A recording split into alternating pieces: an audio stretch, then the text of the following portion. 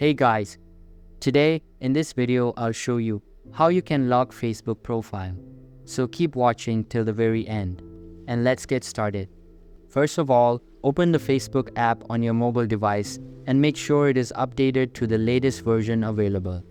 After that, sign into your account and you will be redirected to the home page.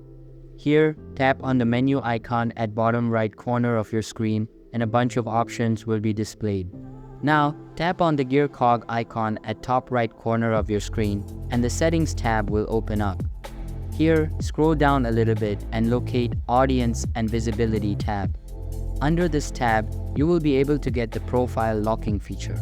Simply tap on it, tap on Lock Your Profile button to continue, and you can see that my profile has been locked.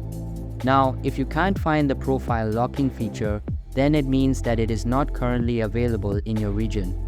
But in that case, you can try setting up some privacy limits that will give an experience just like it. So you can go to the Followers tab and try setting the privacy as limited as possible. You can do the same with the profile and tagging feature. So that's basically how you can lock Facebook profile. So that's all for this video. If you find this helpful, consider subscribing and giving this a big thumbs up. And I'll catch you in the next one.